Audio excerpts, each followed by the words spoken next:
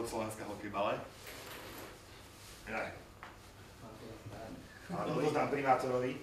No ale dovolte, aby som vám teda ja odozdal ďakovný list mesta Martin od pána primátora, že takto úspešne reprezentujete Martin a nás všetkých a na pamiatku tohto skvelého úspechu. Takže neviem, kto to chlapí.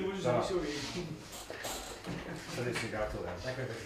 Viceprimátor Imrich Žigo si nielenže obliekol majstrovský dres s vlastným menom, či následne odovzdal pamätný list, ale o ceste martinského hokejbalu až na vytúžený vrchol sa veľmi intenzívne zaujímal.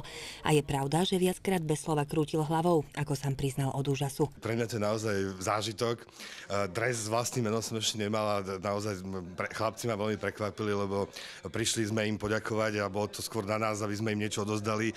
My sme mali pre nich pripravené malé občerstvenie, nejaký pamätný list, ale chlapci doniesli aj pre mňa, aj pre pána primátora dresy, v ktorých vyhrali a s našimi menami, takže odozdám aj medailu, aj dres aj pánovi primátorovi. Ja si nechám na pamiatku naozaj po 30 rokoch, je to úžasný úspech, ako tento tým existuje, že doniesli do Martina zlato v hokejbale.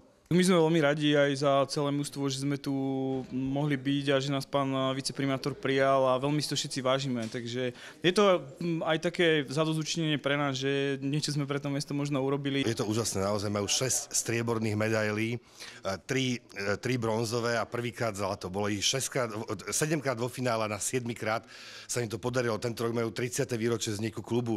Vznikli v roku 1986 a na tú 30-ku si nemohli dať krajší darček ako proste titul majstrov Slovenska, takže naozaj chceli sme ich takto oceniť práve na radnici, takto si ich uctiť, takže ja som veľmi rád. Keď sme sa rozprávali priamo teda po zisku toho titulu, tak ešte to bolo také, že ešte ste si veľmi neuvedomovali, že čo sa naozaj podarilo. Už to prišlo?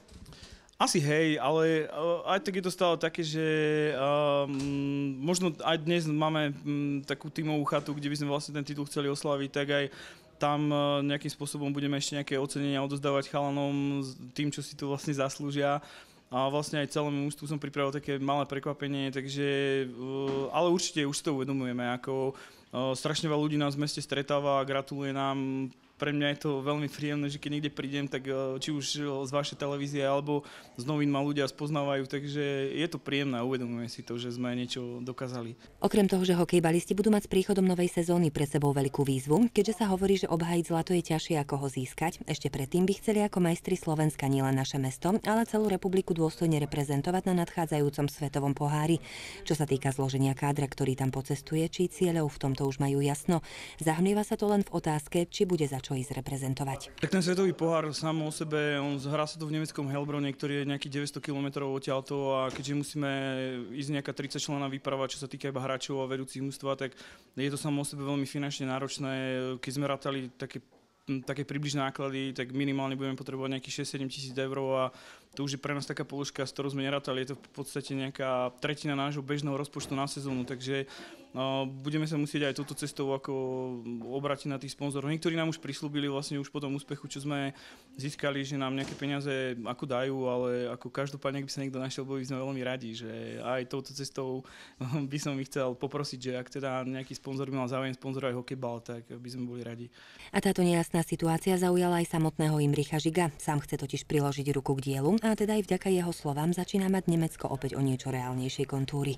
My momentálne samozrejme v zmysle zákona, keďže mesto má tie problémy, ktoré má, je tu nejaký režim nútenej správy, sme zastavili dotácie do športu. Samozrejme niektoré boli vyplatené na začiatku roka, ale niektoré sú zastavené. Ja som prislúbil, že ak chlapci teraz idú na majstrovstvá sveta, že im skúsim zohnať sponzorsky nejaké peniaze aj od nejakých firiem, ktoré v Martine pôsobia a chcú podporiť šport. No a samozrejme verím, že keď čoskoro nútená správa skončí, že budeme ich môcť podporovať naďalej a s väčšou podporou práve cez dotácie z mesta Martina.